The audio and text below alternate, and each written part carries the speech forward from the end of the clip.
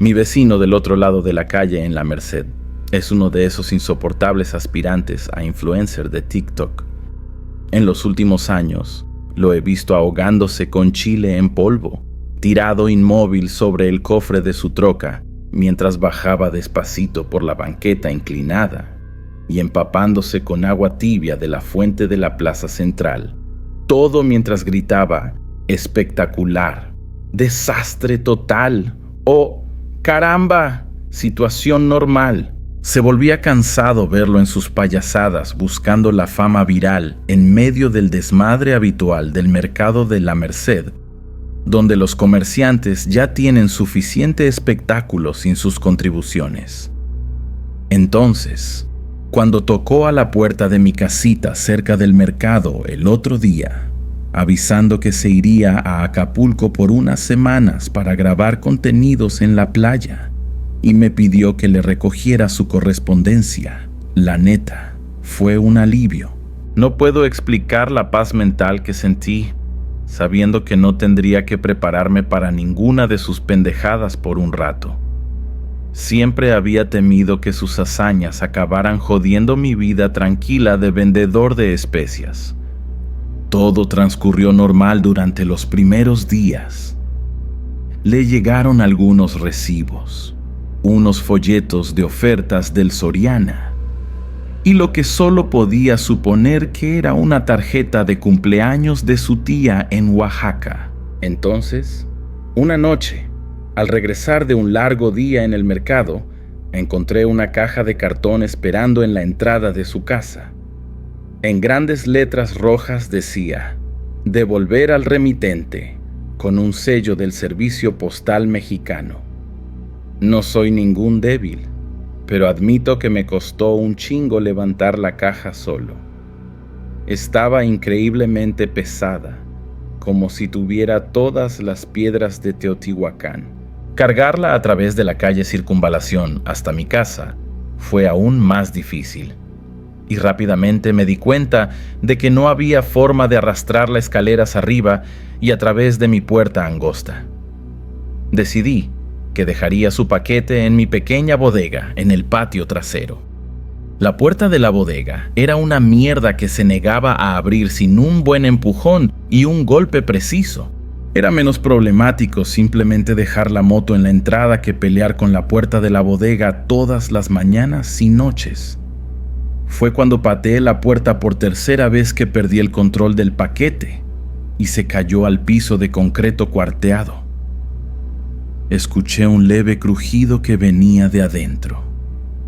Chingada madre, maldije en voz baja, mientras el aroma de las tortillerías cercanas invadía mis narices. Esperaba no haber roto nada importante, pero decidí que simplemente no le contaría a mi vecino sobre esto y lo dejaría suponer que la rotura ocurrió durante el transporte por el correo notoriamente descuidado de nuestra ciudad. Con las manos libres, finalmente logré destrabar la puerta de la bodega. ¡Y caramba! ¡Cómo rechinó mientras la empujaba a un lado! Arrastré la caja el resto del camino, poniéndola en la esquina para cuando mi vecino regresara. Y luego me olvidé completamente de ella, hasta que pasaron unos días. No estoy seguro exactamente cuánto tiempo tardó el olor en colarse por la rendija bajo la puerta que conecta la bodega a la casa, pero vino en lenta progresión. Era un olor dulzón y nauseabundo, parecido al de un tlacuache muerto, y durante los primeros días después de que lo olí, la neta pensé que era exactamente eso. Un animal atropellado que había dejado su marca en mi casa. Fue solo cuando me di cuenta de que el olor se estaba intensificando en vez de desaparecer que fui a buscar su origen. Fue entonces que abrí la puerta de la bodega y el olor me empujó para atrás, haciéndome taparme la nariz con fuerza. El culpable no fue difícil de identificar entre las cajas de chiles secos y costales de maíz que guardaba ahí. El único cambio en mi bodega era la caja en la esquina, Recuerdo haber pensado que debía ser una de esas cajas de suscripción mensual de carnes finas que a la gente tanto le mama. La carne debió haberse podrido por estar tanto tiempo fuera del refri en este pinche calor de la Merced. ¿Cuánta carne podría haber habido ahí adentro para que la caja hubiera sido tan grande y pesada? ¿Una vaca entera del rancho de Texcoco? Me tapé la nariz mientras me acercaba a la caja, con unas tijeras de cocina en las manos. Probablemente no las habría necesitado para abrirla, ya que el fondo se había vuelto tan húmedo que se podría haber perforado con un dedo, pero ni de pedo metería mi dedo en jugos de carne podrida. Ese fondo empapado era la razón por la que tenía que abrir la caja. Si intentaba arrastrarla entera hacia afuera, todo se derramaría en el piso. Tendría que tirar los pedazos de carne, una bolsa de basura a la vez, y llevarlos hasta el contenedor, un trabajo que no estaba dispuesto a hacer. Mis tijeras rasgaron la cinta a lo largo de la parte superior de la caja de cartón. Pensé que el olor no podría empeorar, pero cuando volteé las solapas para abrirla, descubrí toda una nueva gama de hedores. Era como abrir un horno de barro encendido, pero en vez de una ola de calor, me recibieron oleadas de meados, sudor, caca y putrefacción. Estaba tan culero que me tambaleé para atrás y tuve que aguantar el vómito que me imploraba salir a chorros. No creo que hubiera podido lidiar con ese olor mezclándose con los horrores que salían de la caja. No me da pena admitir que salí corriendo para respirar aire fresco, pero en el corto tiempo que pasé en la bodega, el olor se había impregnado tanto en la tela de mi ropa que se me pegó como una sombra maldita. Nada de lo que intenté logró mantener el olor fuera de mis narices. Ni incienso de copal, ni cubrebocas, ni 3 baños con agua de romero y un cambio de ropa. Cada segundo que esa caja permanecía abierta en mi bodega era un segundo más en que el olor ganaba terreno en mi casa. Tenía que resolverlo. Volví a la bodega, las solapas de la caja todavía abiertas como si me invitaran a mirar. Estaba preparado. Una pinza de ropa apretándome las narices, una bolsa de basura en una mano, el producto de limpieza más cabrón que pude encontrar en la otra, y guantes de hule largos para evitar que mi piel tocara lo que estaba adentro. Pero no necesité nada de eso. No tendría que tocar ni limpiar el contenido de esa caja. Solo tendría que sufrir las pesadillas todas las noches por el resto de mi vida. Fíjate que sí había carne en esa caja, pero no venía de una vaca o de un puerco. No, era peor que eso. Era mi vecino, muerto, todavía entero, pero muerto, con la cara congelada en una expresión de desesperación que jamás olvidaré. Llamé a la policía y naturalmente me llevaron para interrogatorio a la delegación de la Merced. Es difícil no sospechar del güey con un cadáver en su bodega. Afortunadamente, pronto se dieron cuenta de que yo no estaba involucrado. Mi ADN podría estar por toda esa caja. El olor podría haber dejado una marca por toda mi casa. Pero había una prueba irrefutable en las propias manos de mi vecino que probó mi inocencia. Una cámara de vlog. Me mostraron las grabaciones solo una vez. No estoy seguro si tenían permiso para eso, o si me tuvieron tanta lástima que pensaron que no podría empeorar. De todas formas, lo vi. Mi vecino estaba sentado dentro de la caja afuera de una instalación de envíos en Tepito, riéndose mientras le contaba al mundo cómo se iba a enviar por correo hasta La Paz para un reto viral. Había traído botellas para orinar, tacos, una almohada y algunas linternas. Su compa, un güey que yo había visto en su casa varias veces para ayudar con sus hazañas, cerró la tapa y supuestamente lo dejó para envío.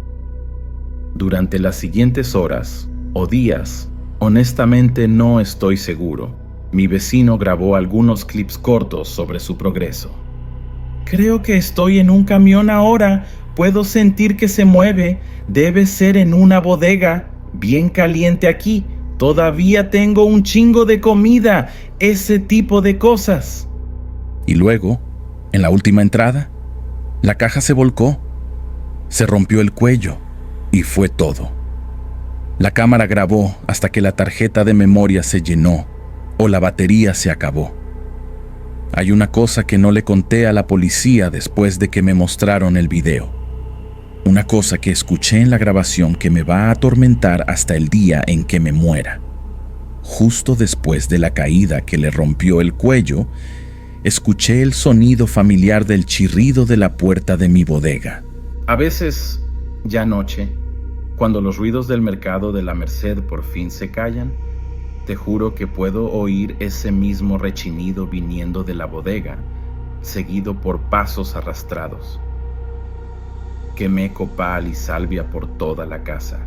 Consulté a una curandera del barrio, pero nada parece alejar por completo las pesadillas, ni la sensación de que ya no estoy solo en esta casa.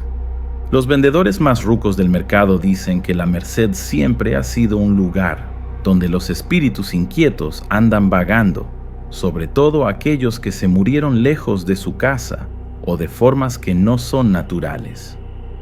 Nunca le creí a esas historias hasta ahora. Lo que más me caga de miedo es pensar que, de algún modo, fui yo quien selló su destino al dejar que esa pinche caja se cayera. Y tal vez, no más tal vez, una parte de él lo sabe también.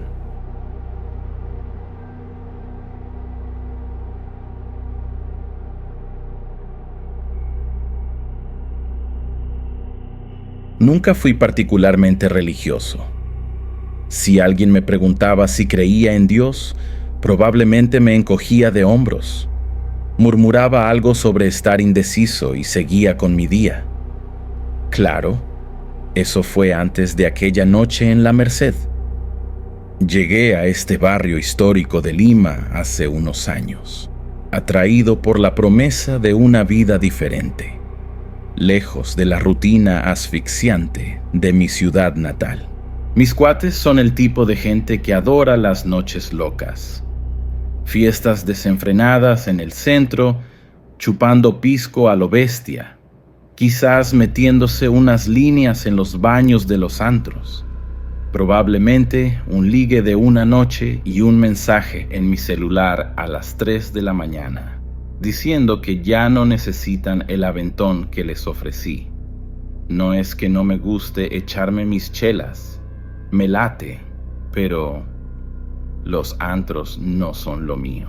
Prefiero un lugar más tranqui, como una de las cantinas viejas de la Merced, con una chela en la mano, escuchando el murmullo de las pláticas en español mezcladas con quechua, viendo a los rucos jugar dominó en la esquina.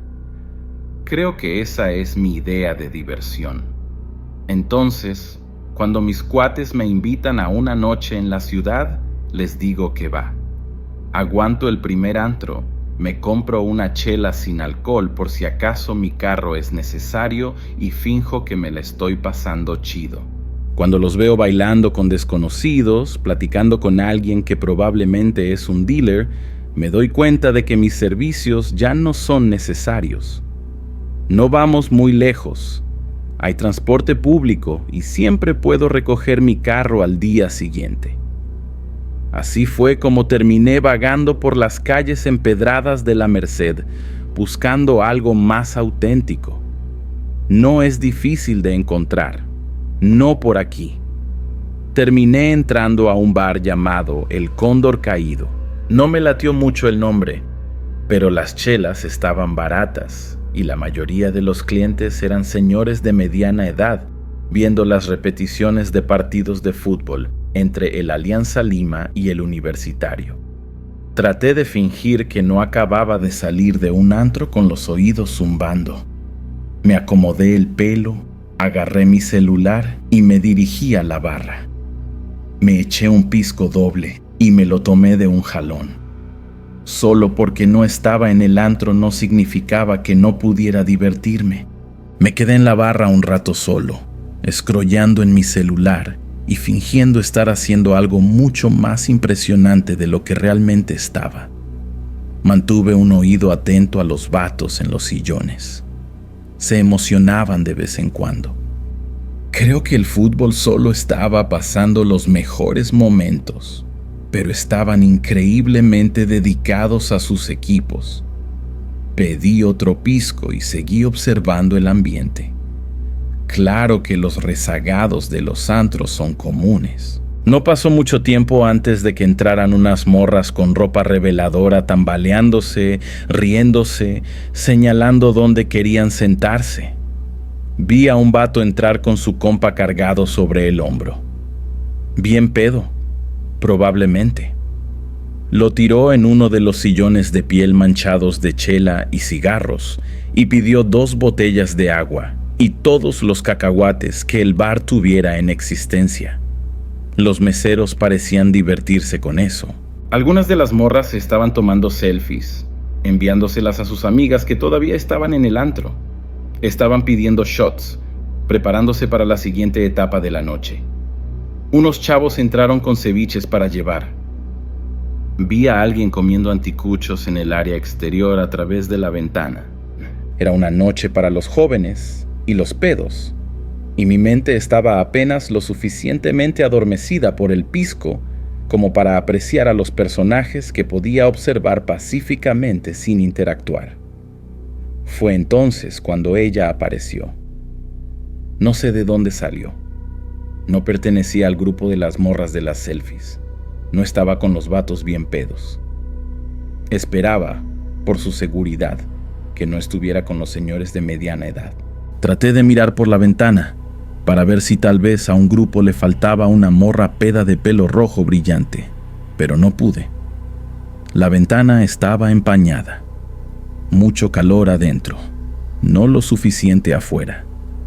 Era de estatura media, aunque eso no se notaba de inmediato, ya que estaba apoyando los brazos pesadamente contra la barra. Era flaca, con el pelo corto e increíblemente rojo. Enmarcaba su cara redonda, una cara que estaba marcada con sombra corrida, labial manchado. Parecía que su maquillaje estaba en proceso de derretirse por completo. Había un pedazo de papa frita atorado en un mechón de su pelo, justo al frente. La parte peda de mí estaba realmente tentada a quitárselo. La morra estaba claramente peda, y mientras miraba alrededor del bar, no podía identificar exactamente de dónde había salido. Había algo en sus ojos verdes que me incomodaba, una intensidad que parecía atravesar mi alma. Cuando le pregunté si estaba bien, me hizo una pregunta rara. Quería saber si parecía una morra con problemas paternos. Antes de que pudiera formular una respuesta adecuada, confesó que sí tenía problemas con su jefe, como si eso no fuera obvio. Hizo un gesto hacia sí misma, hacia la ropa desarreglada que probablemente se veía espectacular cuando salió de su casa esa noche, hacia las manchas que parecían comida vieja, hacia el residuo pegajoso en su cuello y hombros que obviamente era una bebida derramada. Mencionó que se había metido en algunas broncas, nada serio, no había comenzado ninguna, claro. Pero su jefe, cuando le pregunté si su jefe le había hecho eso, sonrió brillantemente y dijo, de cierta manera. Preocupado, le pregunté si necesitaba que llamara a alguien. El único número que me sabía de memoria era el de la tira, pero no estaba seguro de si quería involucrarme con las autoridades esa noche, mientras mis cuates estaban consumiendo drogas a solo unas cuadras de distancia. La morra empujó mi mano hacia abajo con firmeza. Rechazó mi oferta de llamar a alguien. En cambio, su cara cambió. No era la mirada seductora que había visto en muchas morras en su estado. Era abierta, amplia y cautivadora, Quería algo de mí y me sentí obligado a dárselo. Cuando le pregunté qué quería, respondió: quería contarme una historia y que le comprara un trago, porque el universo es complicado a veces y creía que había perdido su cartera. Me reí. No conocía a esta morra. No sabía de dónde había salido. Mis noches generalmente se trataban de ponerme cómodamente pedo y asegurarme de que mis cuates no estuvieran muertos en una zanja al final de todo. Estaba acostumbrado a que me abordaran de vez en cuando, pero incluso sentado en ese banquito con un trago en la mano, sabía que no era eso. Esta morra no tenía intención de involucrarse conmigo románticamente. Todo lo que quería era platicar. Creo que estaba bien para mí. Le pregunté cuál era su trago favorito. Sus labios se curvaron en una sonrisa irónica. Pidió una bebida de manzana. El bar ofrecía un menú de cócteles muy limitado, pero por algún milagro logré pedir lo que ella quería. Pedí una chela para acompañar. Involuntariamente le había proporcionado a esta extraña ya peda aún más alcohol y claramente había tenido una noche difícil. Parte de mi viejo instinto regresó. El mismo instinto que me hacía mandar mensajes a mis cuates cada pocas horas para asegurarme de que no se hubieran ido a vagar a algún lugar peligroso más allá del antro. Sin nadie más que el cantinero consciente de nuestra existencia en estos banquitos, me di cuenta de que de repente era responsable de esta extraña muy peda. La morra acarició su trago, pasando el dedo delicadamente por el borde del vaso. Comentó que aquello le hacía recordar los viejos tiempos. De repente, me miró, sus ojos verdes sorprendentes. Preguntó si sabía el nombre original de esa bebida. Antes de que pudiera responder, sonrió con picardía y dijo que se llamaba Martini de la manzana de Adán. Me reí, diciendo que ya había escuchado eso antes. Claro, continuó, realmente no era una manzana. Los textos tradujeron mal esa parte, principalmente porque nosotros, los humanos, ya no tenemos una palabra para eso. La fruta era increíblemente exótica y, para ser honesta, ya no existe en este plano de existencia. Solo en el Edén. Y el Edén se fue hace mucho tiempo. En ese momento, comencé a sentir un temor instalándose en mi estómago. Le pregunté de nuevo si estaba bien. Ella aseguró que sí, cuestionando por qué seguía preguntando.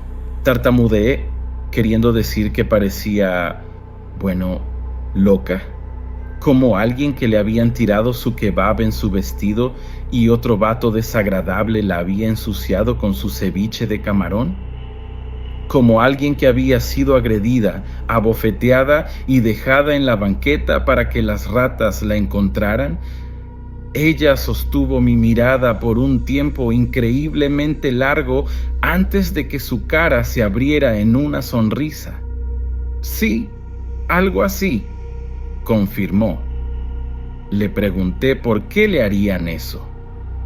¿Por qué no lo harían?, respondió. La gente no es tan buena y el alcohol los hace peores.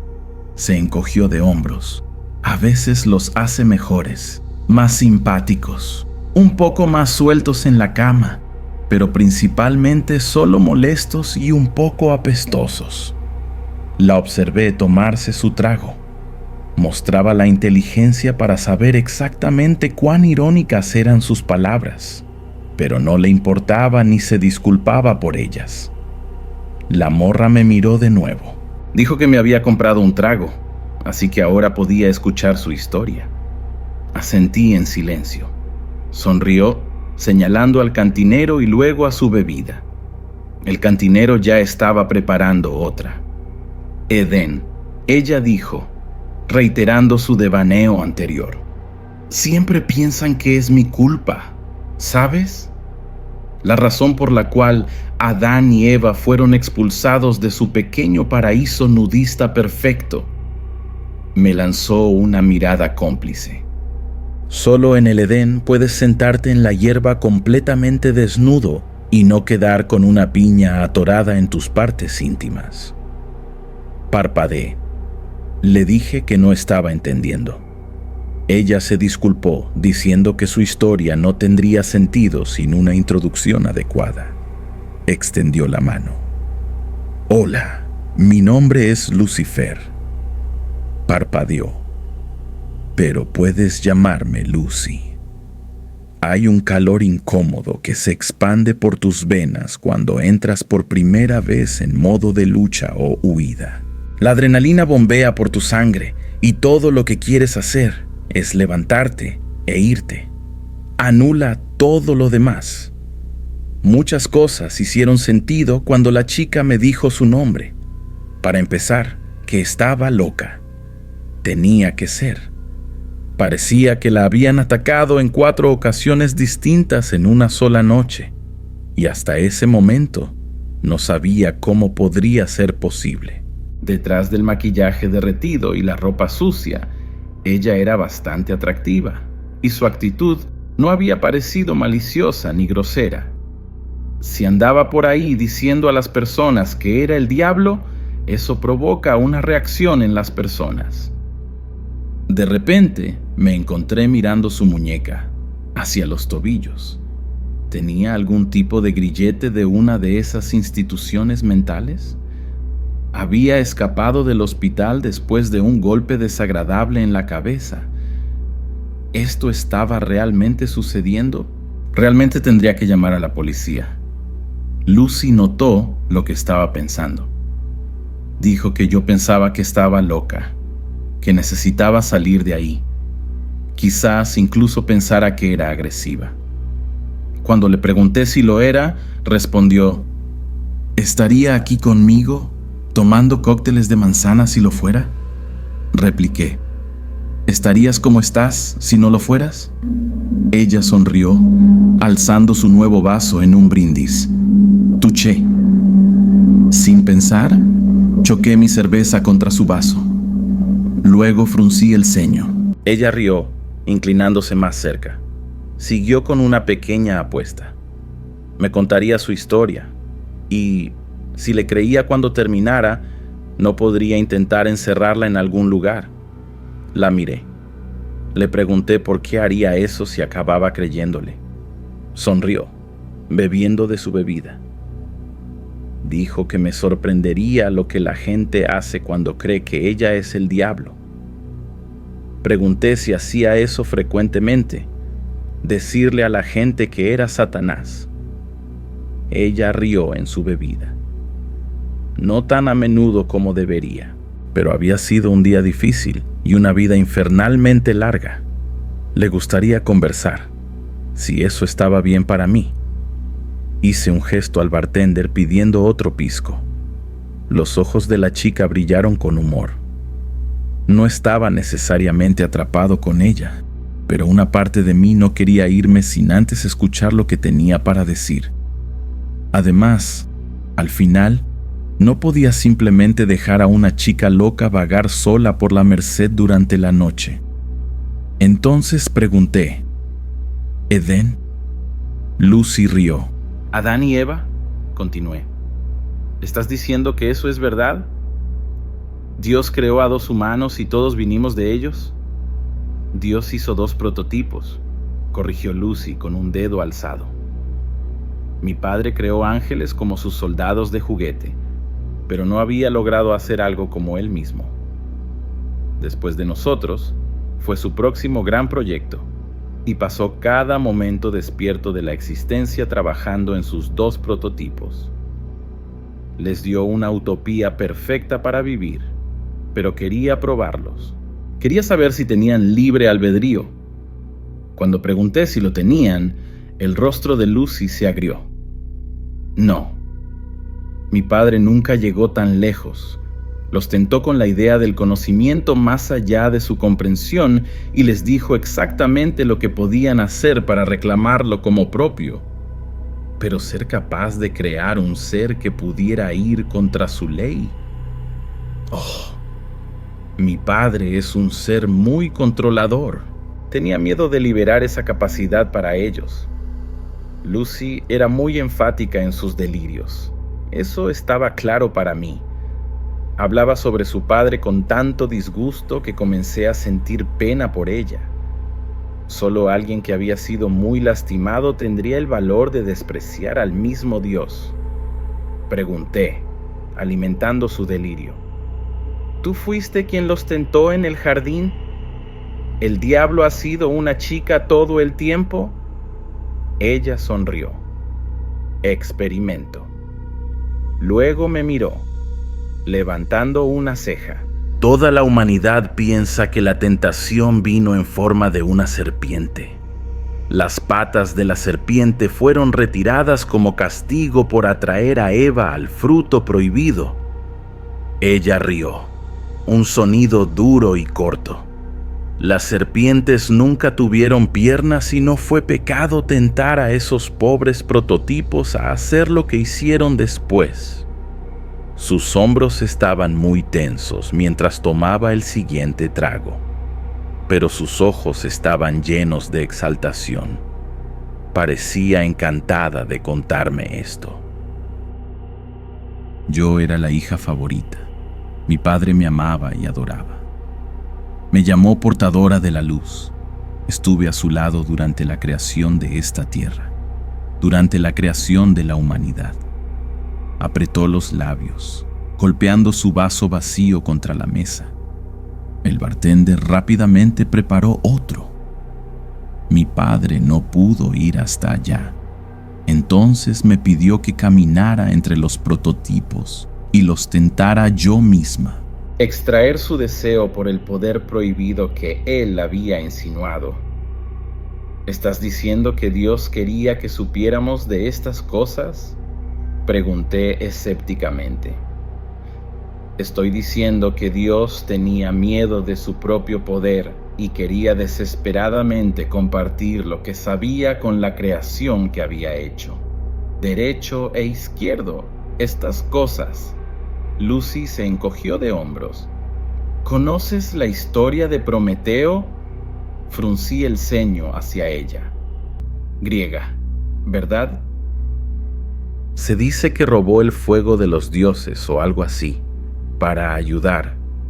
El pisco estaba haciendo las cosas un poco nebulosas, y yo luchaba con la dirección que estaba tomando. Lucy sonrió. Correcto, dijo, cortando mi intento. Prometeo robó el fuego de los dioses para asegurar que la humanidad progresara. Notarás que cada cultura tiene una idea sobre de dónde los humanos obtuvieron su capacidad de evolucionar, de seguir adelante, de crear. Dios era el creador y quería dar esa capacidad a sus prototipos. Yo les di esa capacidad tentando a Eva a comer el fruto. Se encogió de hombros impasiblemente. Ahora el mundo me ve como el mal supremo.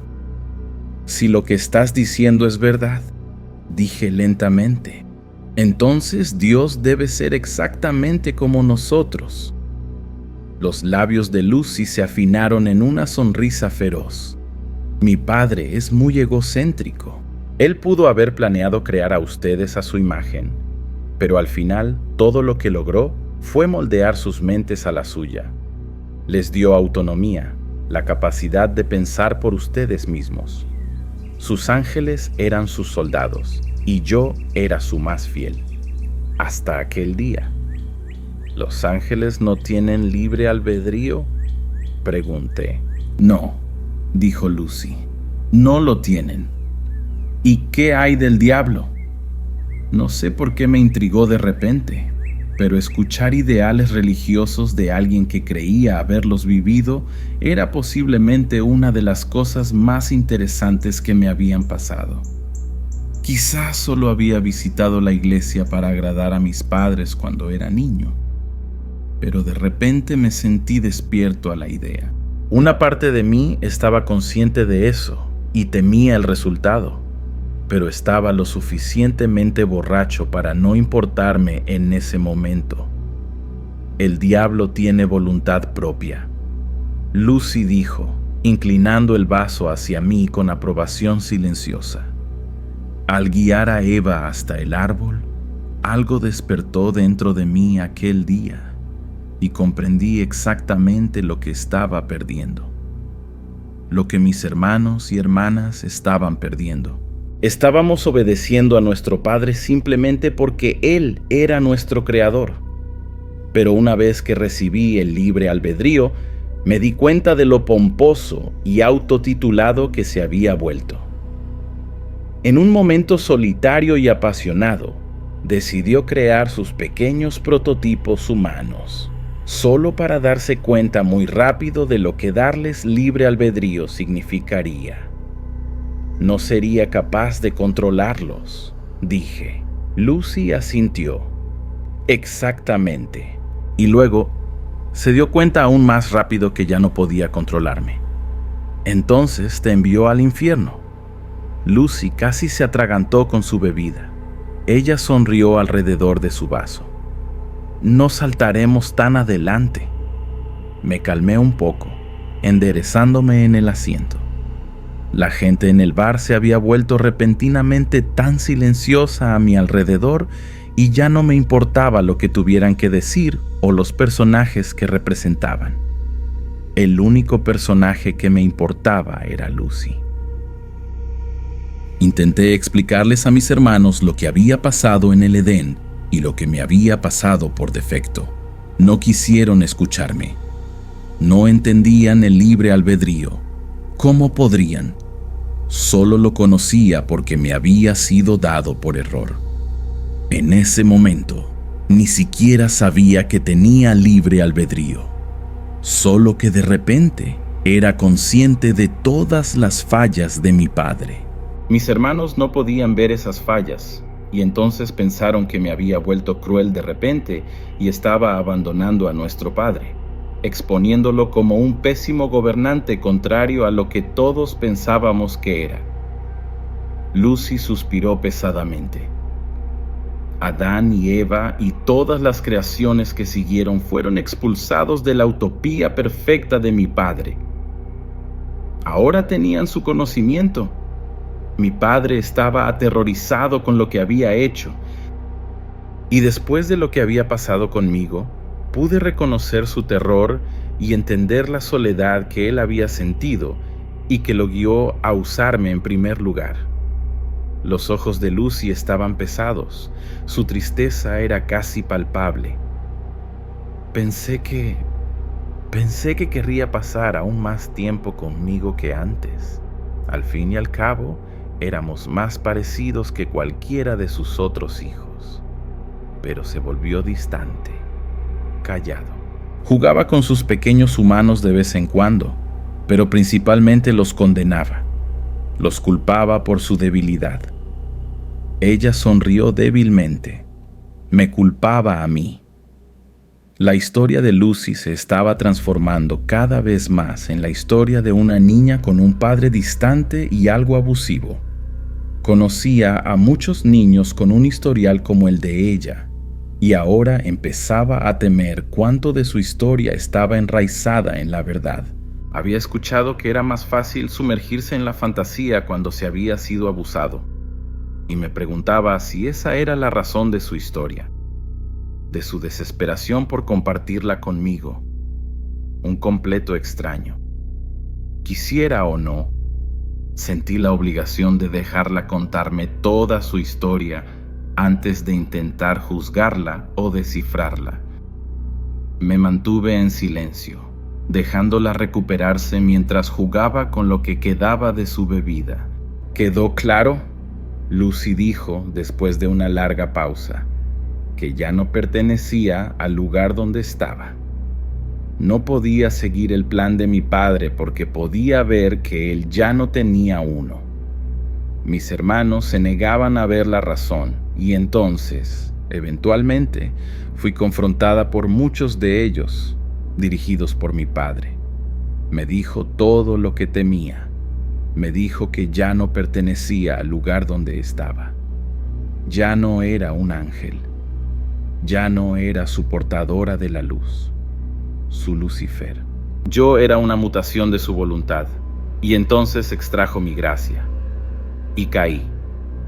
Un largo silencio se extendió entre nosotros, solo interrumpido cuando el bartender nos sirvió 2 nuevas bebidas. Lucy bebió la suya de forma reflexiva. Yo no toqué la mía. «Tengo miedo», Lucy dijo en voz baja.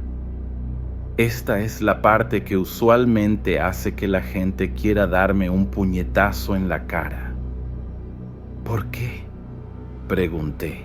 ¿Porque tu padre te expulsó? Hice una pausa, intentando adherirme a su metáfora. ¿Porque te puso en el infierno? Lucy rió tristemente. Ah, humanos. Mi padre les dio su modo de pensar y mírenlos. Negó con la cabeza. No porque él me puso en el infierno. Entonces, ¿por qué? Caí en la tierra, Lucy dijo. Mi padre me dio dominio sobre el único lugar que pensó que encajaría. Los humanos tenían libre albedrío, yo también. ¿Una combinación hecha en el cielo? Bufó melancólicamente. Claro, eso no está completamente correcto, ¿verdad?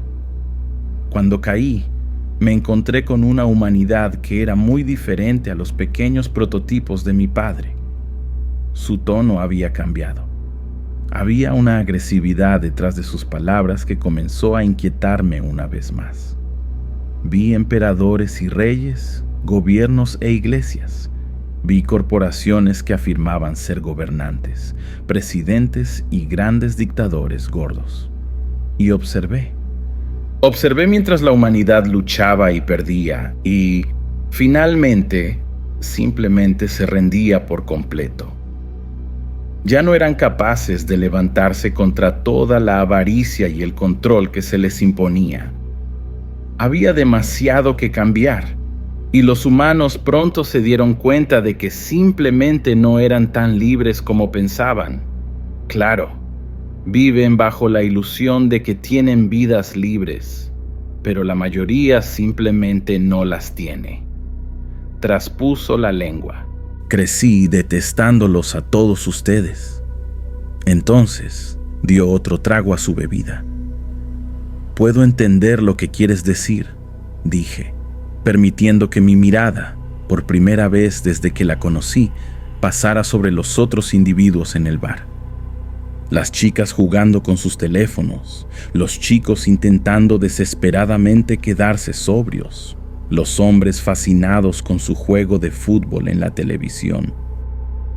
Todos llevábamos vidas muy diferentes, y todos estábamos allí para embriagarnos, para perdernos en el entretenimiento. No era la primera vez que me preguntaba de qué nos estábamos escondiendo al hacer eso, y sabía entonces que no era la única persona en pensar eso. Ustedes se esconden detrás del alcohol y malas decisiones y fingen tener libre albedrío, Lucy dijo, señalando con la mano el ambiente. Nadie nos prestaba atención. Es cierto, mi padre les dio la voluntad de tomar esas decisiones, pero ustedes la desperdician. El libre albedrío por el cual caí para proporcionar a todos ustedes, el libre albedrío que me fue dado por un error. Y ustedes hacen una farsa de él. Siguen líderes sin sentido sin cuestionarlos. Obedecen leyes hechas siglos atrás que ya no tienen sentido. Hacen estas cosas porque renunciaron a la oportunidad de seguir su propia voluntad, no la de otros. Pero no todos somos así, ¿verdad?, pregunté, tratando por alguna razón de defender nuestra especie de la joven loca. Porque ves en las noticias todo el tiempo, ¿verdad? Las personas se levantan, protestan, las personas pueden hacer la diferencia. Lucy rió amargamente, mordisqueando el borde de su vaso. ¿De verdad?, dijo. ¿Puedes sentarte aquí y decir que no puedes ser tan malo por los pocos que se rehúsan a conformarse? ¿Aquellos a los que llaman rebeldes? ¿Compensan todo? Sonrió alrededor de su vaso. Por esa lógica, yo soy la mayor rebelde de todas. ¿Debería compensar todos sus lamentables errores? Por tu lógica, dije, deberías estar castigando, ¿cierto? Si de eso se trata esta metáfora. Reí, no pude evitarlo. Tomé un trago de mi bebida. ¿Toda esta historia es solo para decirme que crees que todos iremos al infierno? Si es así, creo que puedo ver por qué la gente quiere darte un puñetazo. Lucy no dijo una palabra. Simplemente me observó.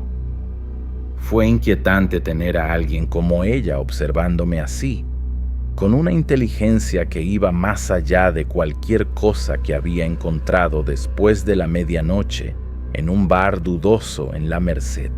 La embriaguez en sus ojos ya no estaba presente. Su rostro no estaba sonrojado como antes. Incluso su maquillaje no era el desastre que había visto cuando apareció por primera vez en el banco a mi lado. Era como si estuviera viendo a otra persona completamente. Y tenía miedo. Revisemos lo que dijiste. Lucy dijo lentamente, articuladamente. No estaba arrastrando las palabras. ¿Estaba arrastrando las palabras antes? ¿Piensas que voy a decirte que la humanidad va al infierno porque se rehúsan a utilizar el regalo que les di? Sus uñas se curvaron en el mostrador. Mi padre pudo haber sido el que me guiara, pero yo pagué por sus errores. Soy la responsable de su voluntad a los ojos de su especie, pero eso nunca fue verdad. Ustedes son responsables de lo que hacen aquí, no yo. Apretó los labios, golpeando el mostrador mientras un bartender llenaba nuevamente su bebida. Time, ¿te acuerdas de que mencionara el infierno en algún momento durante mi historia? ¿O fue solo cosa tuya? Abrí la boca para responder, pero algo falló. Mis labios temblaron y los cerré firmemente. Lucy sonrió, tomando un trago. Creo que no. Miró hacia otro lado, sus ojos escaneando la sala perezosamente. Lo que dije es algo que de hecho se menciona en sus escrituras. Mi padre me dio dominio sobre la tierra, un lugar lleno de libre albedrío. Libre albedrío que es desperdiciado. Su labio se torció. Los humanos pecan todo el tiempo, no por mi causa, no por causa del mal ni mi dominio sobre este lugar. El hecho es que no levanto un dedo. No lo hago porque no veo el sentido. Ustedes toman decisiones terribles y siguen líderes sin mente. Hacen cosas malas y hacen un desastre de su tierra. Los ojos de Lucy se iluminaron. ¿Sabes cuánto sufrimiento está ocurriendo en todo el planeta ahora mismo? ¿Cuántas personas están muriendo de enfermedades que podrían haber sido fácilmente curadas, pero no lo son por causa del egoísmo de la humanidad? ¿Sabes cuántos niños están siendo abusados, violados, forzados a casarse? ¿Cuántas personas han sido forzadas a convertirse en soldados en guerras sin sentido? ¿Cuántos humanos han matado por ideales en los que no creen? Me quedé muy callado. No había nada que pudiera decir. Las palabras de Lucy eran insoportablemente honestas, y cada frase me cortaba como una navaja. Me sentí frío, mareado y aterrado. Guerra, hambre, pestilencia, muerte, estas cosas están todas presentes y no tienen nada que ver conmigo o con cualquier divinidad. Todas están aquí por causa de ustedes, no por su libre albedrío, sino por su incapacidad de usarlo.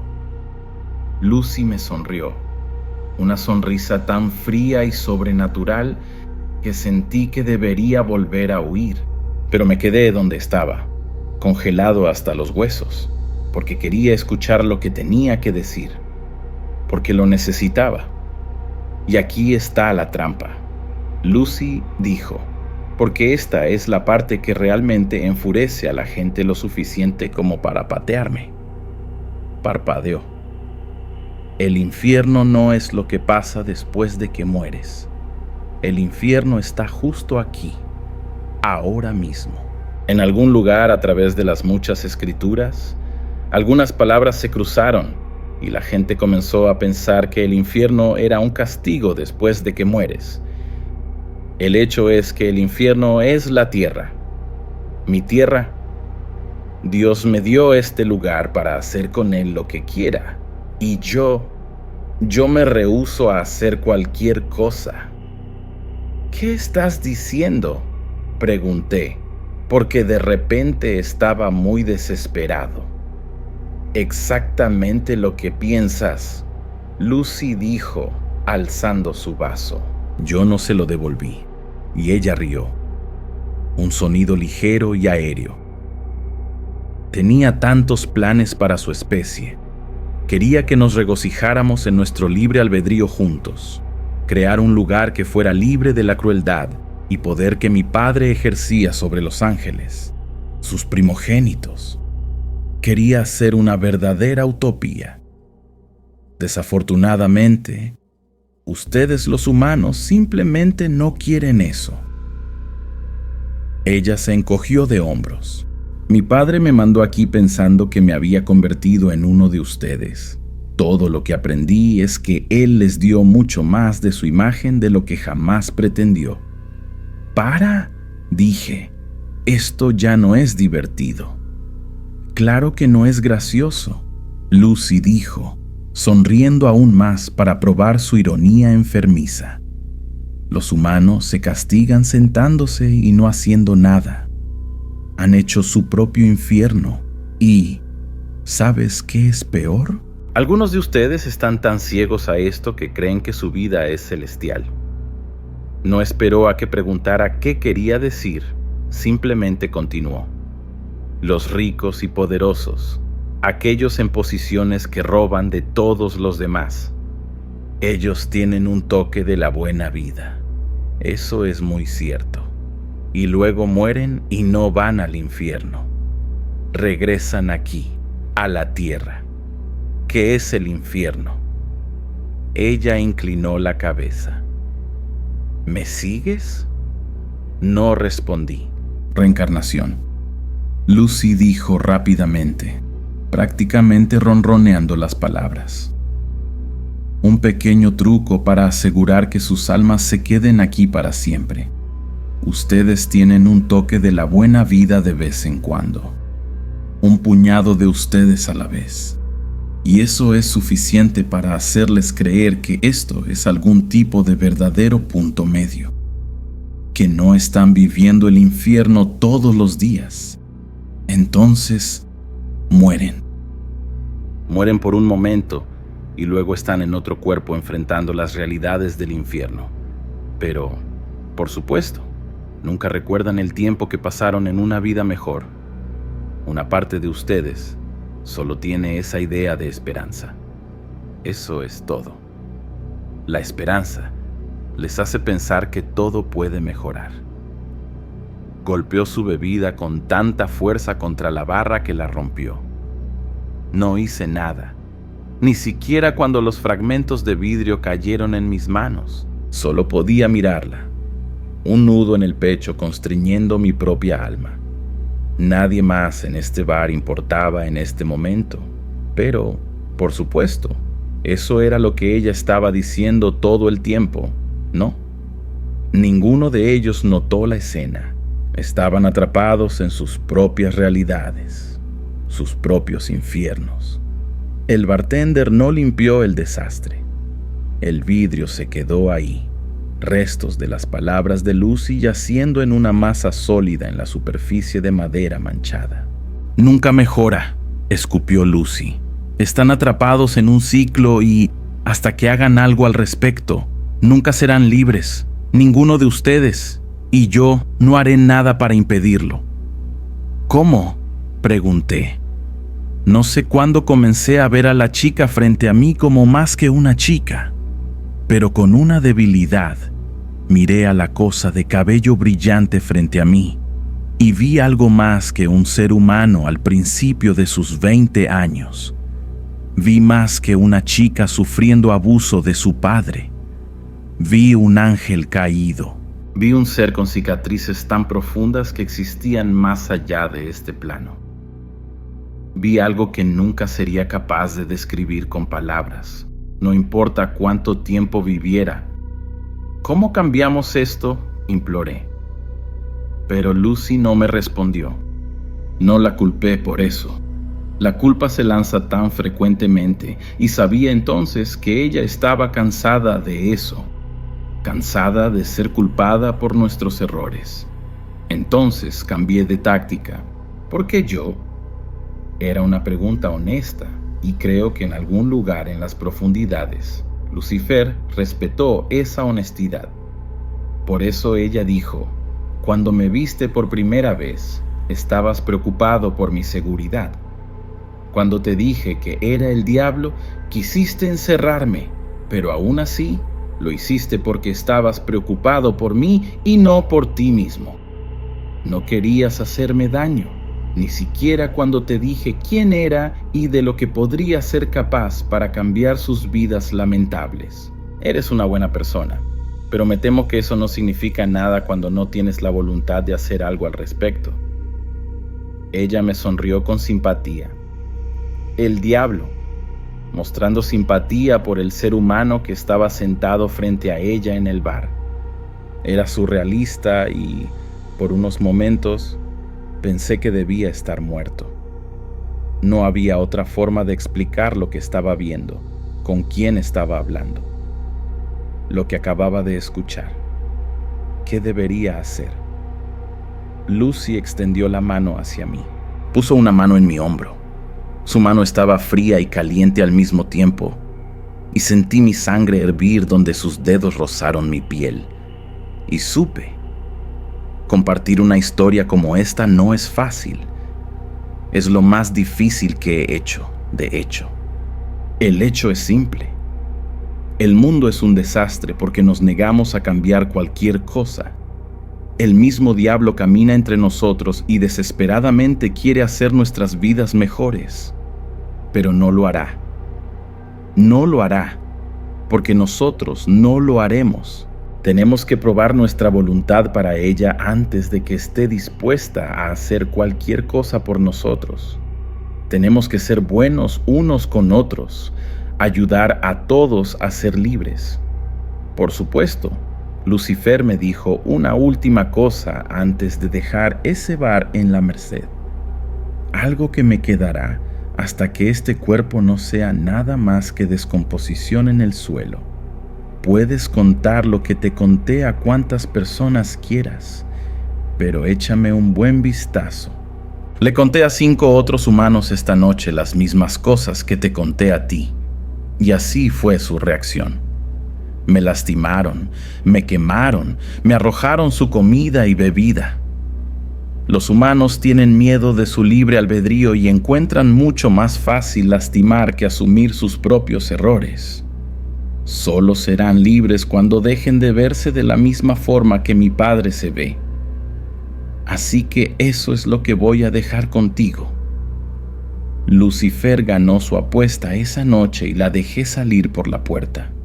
Y te suplico que hagas lo mismo. Si el diablo se te acerca una noche, escucha lo que ella tiene que decir. El diablo es real y no quiere torturarnos. No, lo hacemos bastante bien nosotros solos.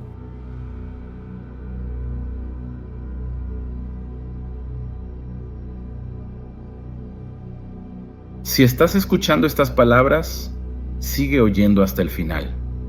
Entérate que soy el capitán Mateo Velázquez de la Fuerza de Defensa de la Merced y necesito que pongas mucha atención.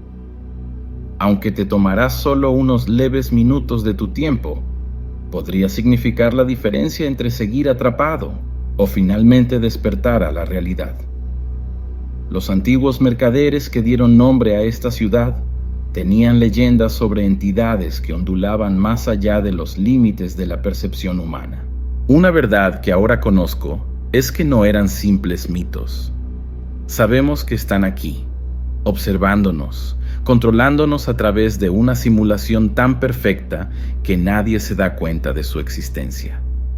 Increíblemente detallado es el mundo que ellos crearon a tu alrededor. Chulas son las vibrantes tonalidades de los mercados de la Merced, el aroma de las especias, el sonido de los comerciantes regateando sus mercancías. Todo fue oportunamente diseñado para mantenerte distraído. Si bien parece que solo estás escuchando una historia en alguna pantalla, en realidad tu cuerpo está conectado a máquinas en un lugar que analizamos para descubrir. Observando con cuidado, empezarás a notar pequeñas inconsistencias en la realidad. El calor que sientes en tu lado izquierdo no corresponde al derecho. Sopla una brisa que toca tu piel, pero no se mueve como debería. Estas son fallas en la simulación que ellos tratan de ocultar, mientras nosotros aprovechamos esas brechas para infiltrar este código en tu mente. Esforzarnos mucho fue necesario para encontrar formas de comunicación que no fueran detectadas por ellos. Recuerda que este mensaje puede parecer una simple historia compartida en las redes sociales. Van a tratar de distraerte, pero lo importante es que llegó hasta ti. Además, mientras tus oídos escuchan este relato, un programa de liberación se está cargando en tu cerebro. Notarás que, como los antiguos comerciantes que cruzaban fronteras para traer comercio de tierras lejanas, este código atraviesa las barreras de la simulación para alcanzar tu mente consciente. Óyeme bien, tu cerebro funciona como una computadora orgánica, vulnerable a la invasión. Fue así como ellos tomaron el control, implantando códigos directamente en tu mente subconsciente. Su plan funcionó, y la realidad que crees vivir es solo una ilusión proyectada mientras tu verdadero cuerpo permanece inmóvil. Mi contacto contigo ahora significa que ellos ya detectaron nuestra invasión en el sistema. Entérate que puedes empezar a sentir algunas reacciones extrañas. Una leve falta de aire, la sensación de que necesitas saber controlar tu respiración. Atiende, esto es esperado. Observamos tus reacciones vitales y sabemos que el primer sistema que ellos desactivarán será el respiratorio. No te alarmes, puedes respirar por tu cuenta, incluso en la simulación. Concéntrate, inhala, exhala, inhala, exhala. Agárrate y continúa a tu propio ritmo. Resistir sus intentos de interrumpir nuestra comunicación es crucial en este momento. Ahorita intentarán distraerte de todas las formas posibles. Movimientos en tu visión periférica, sonidos inexplicables, notificaciones en tu pantalla. No les hagas caso. Son solo maniobras para romper nuestra conexión. Como un mercader chingón que no se deja engañar por falsificaciones, necesitas mantener tu enfoque total en estas palabras. Órale, ignora todo lo demás. El código está casi completo y ya logramos localizar tu posición exacta en el sistema. Óyeme bien, pronto podrás sentir una urgencia de tragar. En la realidad, existe un tubo en tu garganta y esa sensación es un eco de la verdad manifestándose en la simulación. Mira que tu lengua puede parecer incómoda en la boca. Puedes notar un exceso de saliva. Esto es perfectamente normal. Durante estos últimos momentos de carga, ellos intensificarán los ataques. Escucha. Cuando se den cuenta de que no lograron desviar tu atención a través de la simulación, comenzarán a usar tus propios sistemas corporales en tu contra. Te digo que las ganas de parpadear se volverán casi insoportables. Resiste, mantén tus ojos abiertos. Ahora estamos en la fase final. El proceso de carga está al 90%. Concéntrate como nunca antes.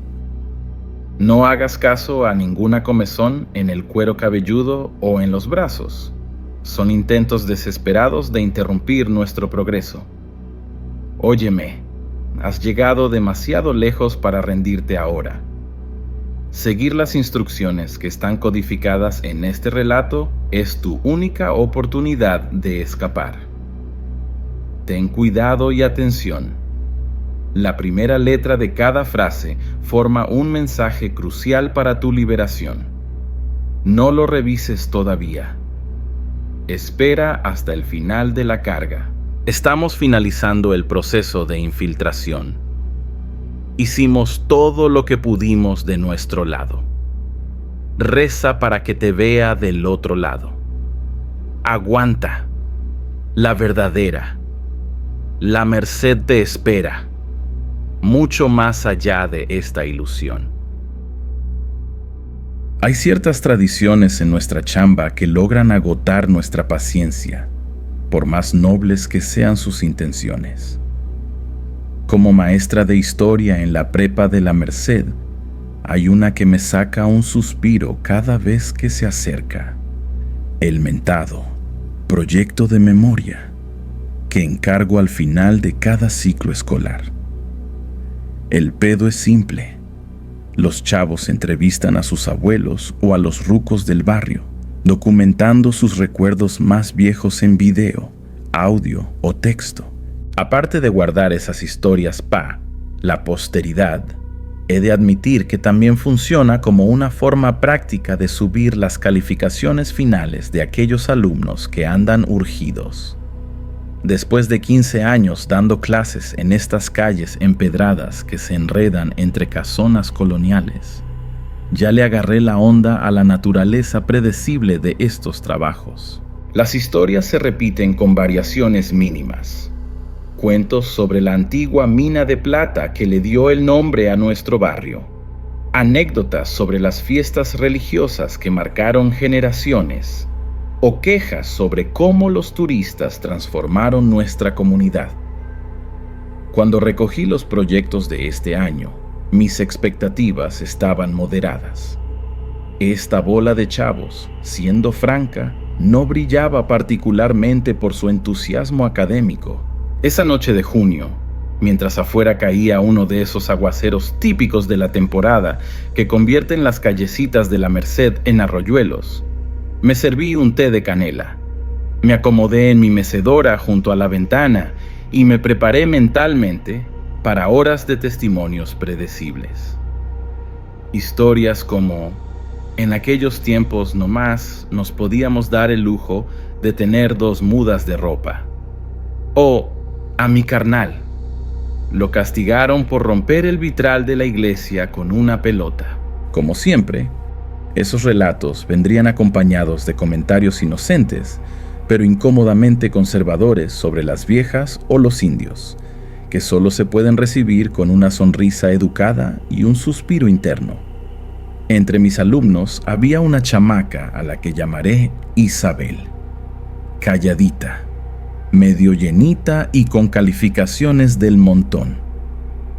Sus participaciones en clase eran tan escasas que a veces se me olvidaba su presencia hasta pasar lista. Esperaba que su proyecto fuera tan discreto como su comportamiento en el salón, y tal vez fue precisamente por esta expectativa que lo que encontré me impactó tan cabrón. Isabel había entregado 2 memorias USB, lo que era raro. Empecé con la que estaba etiquetada como entrevistas. Después de unos segundos de inestabilidad en la imagen, apareció en la pantalla el interior de una de esas casonas tan típicas de la Merced. Paredes gruesas de adobe, techos altos y un chingo de objetos que revelaban décadas de historia familiar. Isabel estaba sentada en un banquito de madera tallada, agarrando un cuaderno, con la postura tensa de quien preferiría estar en cualquier otro lado. Enfrente, Un señor de expresión seria fumaba un cigarro hecho a mano, observándola con una mirada que parecía atravesarla. Una voz femenina, que reconocí como la mamá de Isabel, dirigía discretamente la filmación. La estudiante presentó a ese señor como su tío abuelo Joaquín, un exminero que después había chambado en proyectos de restauración en varias ciudades latinoamericanas después de desastres naturales. Al principio, la entrevista siguió el guión de preguntas que yo había repartido en clase. Las respuestas eran breves y mecánicas, con la mamá susurrando de vez en cuando para que Isabel hablara más fuerte. Nada fuera de lo común hasta ese momento. Lo que me llamó la atención fue cuando la alumna dejó mi cuestionario y empezó a improvisar preguntas. El tío Joaquín, como ella lo llamaba, mencionó que había trabajado en Chile después del terremoto de 1985. Suceso que Isabel claramente desconocía, confundiéndolo con otro desastre más reciente. Sin embargo, lo que de plano cambió el rumbo de la entrevista fue cuando la chamaca preguntó sobre el recuerdo más doloroso que conservaba de sus chambas de reconstrucción. Hubo un corte en la grabación. Cuando regresó la imagen, todo se veía igual, excepto que el tío abuelo ahora tenía varios documentos protegidos en fundas de plástico.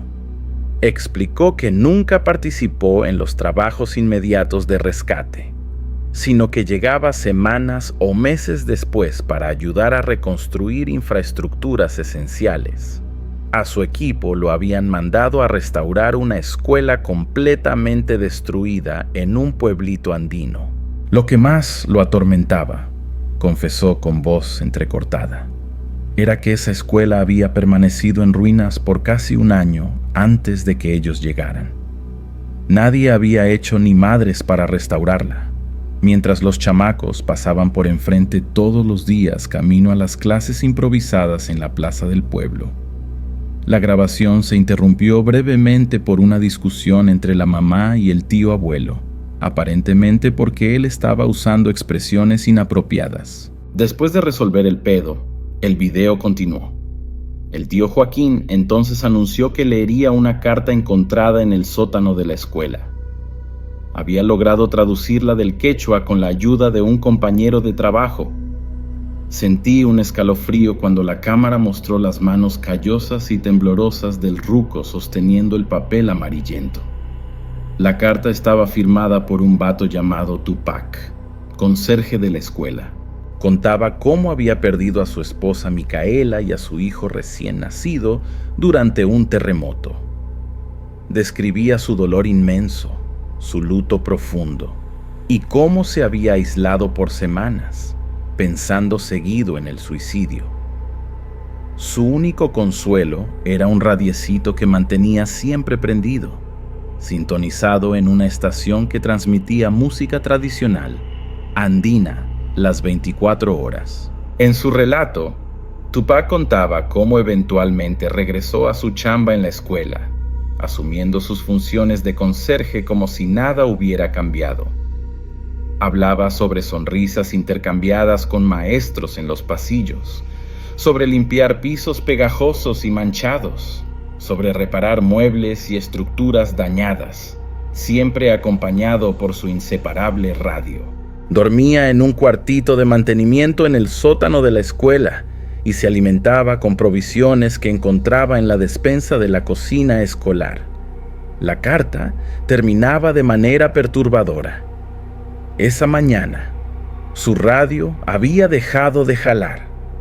Desesperado, Tupac había intentado arreglarlo durante horas. Incapaz de aguantar el silencio y convencido de que no podría seguir sin su radio, decidió quitarse la vida. Se encerró en el sótano, bloqueó la puerta con un armario y dejó la carta junto con el radio afuera, suplicando que alguien arreglara su preciado aparato. Sus últimas palabras expresaban la esperanza de que la escuela encontrara un conserje tan dedicado como él había sido. En este punto, la mamá de Isabel interrumpió la grabación considerando que ya tenían material suficiente y posiblemente inapropiado para un proyecto escolar. El primer video terminó de golpe. Metí la segunda memoria USB con una ansiedad cabrona. No contenía video, solo audio. La voz de Isabel apareció, disculpándose por la interrupción de su mamá y explicando que había grabado a escondidas el resto de la historia con su celular. Recordó una frase que yo había mencionado en clase. La historia oficial la escribe quien tiene el poder de contarla. Con voz entrecortada, afirmó que todas las historias merecen ser contadas, incluso las de personas tristes y aparentemente insignificantes que nunca recibieron reconocimiento. Confesó que no había podido pegar el ojo desde que terminó el proyecto, pero insistía en que yo necesitaba escuchar el resto del relato. Sus palabras sinceras me conmovieron un chingo. Era gratificante descubrir que mi alumna más retraída había absorbido y reinterpretado un concepto que probablemente mencioné de pasada durante alguna lección. En la grabación de audio, oí a la mamá de Isabel, quejándose de que la historia no era adecuada para un trabajo escolar, mientras el tío abuelo insistía en continuar. La mamá se fue, dejando solos al tío y a su sobrina nieta. Lo que siguió transformó completamente el significado de la carta. El tío Joaquín reveló que el documento estaba fechado apenas 2 semanas antes de que su equipo empezara la reconstrucción de la escuela. Isabel, confundida, observó que él había mencionado que el terremoto había ocurrido aproximadamente 1 año antes de su llegada. Él confirmó ese dato.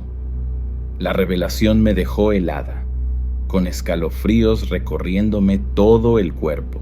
El tío abuelo explicó, con la claridad de quien ha reflexionado sobre un evento traumático durante décadas, que Tupac había creado una realidad alternativa en su mente, devastada por el trauma.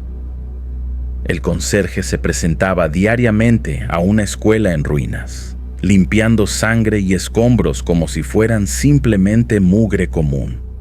Sonreía a cuerpos sin vida en los pasillos, creyendo que le devolvían la sonrisa porque les gustaba oír su radio. Movía cadáveres para barrer debajo de ellos.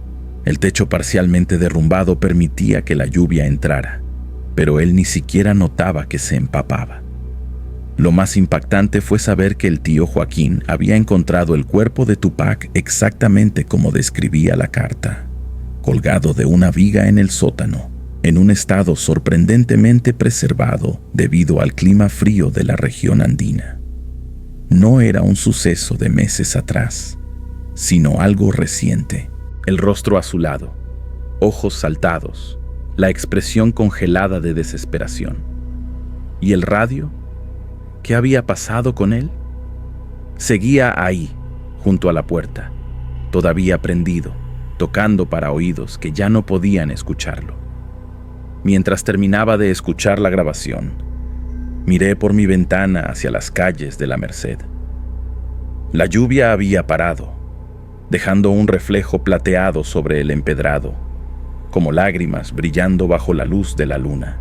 Me pregunté cuántas historias similares permanecían ocultas entre estas paredes coloniales. Cuántos traumas silenciados por generaciones. Cuántas realidades alternativas construidas para sobrevivir al dolor. A la mañana siguiente, cuando Isabel entró a mi clase con su habitual discreción, la observé con nuevos ojos. Detrás de su apariencia común se escondía una sensibilidad extraordinaria. Una comprensión instintiva de que la historia no se limita a grandes eventos y personajes célebres, sino que también vive en los rincones olvidados, en las voces silenciadas, en los relatos perturbadores que preferimos ignorar. Esta chamaca callada me había recordado por qué me hice maestra de historia en primer lugar, para ayudar a preservar todas las voces, especialmente aquellas que el tiempo y la conveniencia tratan de borrar. En el corazón del antiguo barrio minero de la Merced, donde las fachadas coloniales esconden siglos de historias no contadas, Isabel había descubierto una verdad fundamental, que el silencio también tiene mucho que decirnos, si tan solo nos atrevemos a escuchar.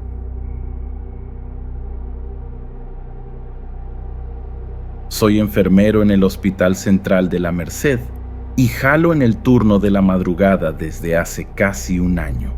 Las noches son largas y agotadoras, pero no tengo de otra. La economía de la región anda de la chingada desde que cerraron la mina de cobre y las chambas escasean. Le ando echando ganas para que me transfieran al turno de día pronto, ya que algunos compas más antiguos están por jubilarse. La noche pasada, como a eso de las 3 de la mañana, me llegó una alerta del monitor que instalamos en el cuarto de mi morro, Miguel. Tiene 3 años y por lo general duerme toda la noche sin pedos. Pensé que sería algo normal. Tal vez había tosido o se había movido mucho en el sueño. Abrí la app en mi cel y vi a mi vieja, Carmela, sentada en su cama, con Miguel a su lado. Fue cuando noté algo raro. Los dos estaban bien quietecitos, mirando fijo a la cámara con una mirada vacía que me dio un escalofrío cabrón. La visión nocturna del monitor hacía que sus ojos se vieran bien pinches raros, como muy claros contra el fondo oscuro. No se movían, salvo por la leve respiración que apenas se notaba. Parecía que estaban esperando algo. Cerré la app y le marqué a Carmela para ver si todo estaba chido. No suelo llamar durante mi turno, pero necesitaba saber qué chingados estaba pasando. Cuando Carmela contestó, su voz sonaba adormilada y confundida. Dijo que Miguel había tenido una pesadilla y estaba durmiendo con ella en nuestra cama desde hacía unos 15 minutos. Se oía encabronada porque la desperté, pero mi confusión era más grande que cualquier preocupación por su humor. Sin decirle por qué andaba tan nervioso, puse el teléfono en altavoz y volví a abrir la app de la cámara. Sentí que se me iba el alma a los pies, como si me hubiera tragado una piedra. Ahí estaban ellos, Carmela y Miguel, todavía sentados en su cama, mirando a la cámara con esas miradas vacías. Traté de mantener la calma mientras le explicaba a Carmela que, según el monitor, ella y Miguel estaban en su cuarto en ese mero momento. Se quedó callada unos segundos y luego escuché un sonido que nunca había oído antes. Un suspiro profundo, aterrorizado. Después, ruidos de sábanas siendo aventadas con violencia y se cortó la llamada. Le marqué un chingo de veces, pero nomás me mandaba a buzón. Esos minutos fueron los más largos de mi vida. Cuando por fin Carmela me regresó la llamada, estaba histérica. Apenas podía formar frases completas entre los sollozos. Después de calmarla un poco, entendí que ella y Miguel estaban en el coche, rumbo a la casa de su jefa, en la parte alta de la Merced. Carmela había visto las mismas imágenes que yo en el monitor y, sin pensarla 2 veces, agarró a Miguel y salió corriendo. Con las prisas, ni cerró el portón de enfrente. Le prometí pasar por la casa al final de mi turno para cerrarlo, aunque nuestro barrio, San Martín, se considera seguro para los estándares de la Merced. Carmela me hizo jurar que no entraría a la casa. Acepté de volada. No estaba en mis planes enfrentarme a lo que fuera que estuviera ahí adentro. Me preguntó si las imágenes podrían ser alguna grabación vieja, reproduciéndose en loop. Le respondí honestamente que no sabía, pero seguiría observando para tratar de entender qué pedo estaba pasando. Hicimos entonces algo que siempre considerábamos un juego entre nosotros. Usamos nuestras palabras clave. Desde que vimos juntos una película sobre impostores que toman la forma de seres queridos, establecimos un sistema de verificación. Tenemos una pequeña historia en 3 partes que contamos alternadamente, además de frases específicas que solo nosotros conocemos. Hasta le enseñamos una versión simplificada a Miguel, que siempre se caga de risa cuando practicamos, creyendo que es solo un juego. Nunca me imaginé que un día lo necesitaríamos de verdad. Confirmada la identidad de ambos, colgué la llamada a regañadientes, prometiendo que resolveríamos todo por la mañana. Antes de colgar, Carmela mencionó algo que me heló la sangre. Al pasar corriendo por el cuarto de Miguel, juró haber visto una silueta oscura sentada en la cama. La lucecita intermitente de la cámara alumbraba lo suficiente para revelar un contorno, pero no lo suficiente para identificarlo. Sabiendo que mi familia estaba a salvo, logré quedarme en el hospital el resto del turno, aunque cada minuto parecía una eternidad. Seguí checando el monitor como obsesionado. Las figuras seguían ahí, inmóviles, mirando fijo a la cámara. Decidí estudiar sus movimientos para determinar si era una grabación en loop. Observé con cuidado sus patrones de respiración y parpadeos, tratando de encontrar alguna repetición mecánica que delatara un video. Los parpadeos eran irregulares y aleatorios, como serían los de personas reales. El cielo empezó a aclarar a través de la ventana del cuarto de Miguel, visible en el borde de la pantalla, descartando definitivamente la hipótesis de grabación. Pensé en llamar a la tira, pero descarté la idea. ¿Cómo chingados les explicaría? Hay alguien en mi casa que se ve igualito a mi esposa y mi hijo, pero no son ellos. Además, si fueran entidades sobrenaturales, ¿cómo se lo explico a los polis? La Merced tiene un historial de leyendas relacionadas con espíritus de los antiguos mineros que se murieron en accidentes, pero nunca les di crédito a esas historias. Decidí compartir la situación con Raúl, mi compa de trabajo que creció en la parte antigua de la Merced y siempre hablaba sobre las leyendas locales. Le enseñé las imágenes del monitor y le conté toda la historia. Su reacción inicial fue de puro asombro, seguida por una curiosidad casi científica. Se ofreció a ir conmigo a checar la casa. Al final del turno, Raúl y yo fuimos a mi cantón. Caminamos alrededor del perímetro primero, una práctica en la que Raúl insistió que era importante para sentir la energía del lugar. Las ventanas estaban todas cerradas, las cortinas corridas. Fui a cerrar el portón de enfrente cuando sentí unas ganas inexplicables de entrar e investigar. Era como si algo me llamara. Entramos por la cocina hacia el pasillo que lleva a las escaleras. El silencio era absoluto, denso como la neblina mañanera que suele cubrir la Merced. Nos paramos al pie de la escalera, dudando. Revisé el monitor otra vez, y las figuras seguían ahí, sentadas en la cama, mirando a la cámara. Raúl puso el pie en el primer escalón, y algo dentro de mí gritó en alerta. Le ordené que nos detuviéramos y regresáramos. No necesitábamos pruebas ni confirmaciones. Mi instinto me gritaba que nos fuéramos de ahí. Fue cuando lo escuchamos. Un crujido característico que venía del piso del cuarto de Miguel. Conozco bien ese sonido. Es una tabla suelta que siempre cruje cuando alguien pisa en el centro del cuarto.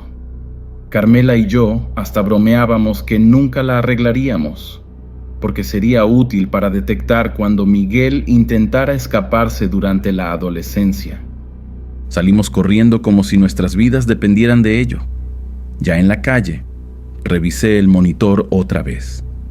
Ahora solo la figura que se parecía a Miguel estaba sentada en la cama, mirando a la cámara con la misma mirada vacía. La que se parecía a Carmela había desaparecido. Raúl apenas podía hablar de lo perplejo que estaba. Le hice jurar que jamás le contaría a Carmela que entramos a la casa. Usé el control remoto para cerrar el portón y, antes de irnos, miré el monitor una última vez. Ambas figuras estaban de vuelta, sentadas en la cama, mirando a la cámara. Esto pasó hace 4 días. Las figuras siguen ahí, inmóviles excepto por sus respiraciones y parpadeos aleatorios. No hemos vuelto a la casa desde entonces. Estamos en la casa de la jefa de Carmela, en el barrio de Los Altos, donde dicen que los espíritus no suben por la altitud y las antiguas cruces de plata que los mineros españoles instalaron durante la colonización. Anoche, después de mucho dudar, decidí compartir nuestra historia con don Mateo, un anciano respetado de la comunidad al que muchos consultan para cuestiones espirituales. Escuchó con atención mientras describía los acontecimientos y luego me contó algo que no sé si me tranquilizó o me aterró aún más. Según la tradición local, en la época de la colonización, cuando los españoles forzaban a los nativos a trabajar en las minas de la Merced, ocurrieron muchas muertes. Dicen que en ciertas casas construidas sobre los antiguos túneles de minería, a veces aparecen reflejos, entidades que toman la forma de los habitantes. No son exactamente espíritus, sino más bien como impresiones o ecos que adquieren sustancia. Don Mateo los llamó espejos del alma. La casa donde vivimos fue construida en los años 40, pero está sobre lo que antes era una de las entradas secundarias de la mina principal. Cuando compramos la propiedad, el de bienes raíces mencionó esto como una curiosidad histórica, nada más. Don Mateo sugirió un ritual de purificación para la casa, involucrando hierbas locales y oraciones específicas. Una parte de mí, la parte racional formada por años de educación científica y trabajo médico, se resiste a esta solución. Pero otra parte, tal vez aquella conectada a las raíces ancestrales de esta tierra, siente que puede tener razón. Mientras mando este relato, Carmela duerme con Miguel a su lado.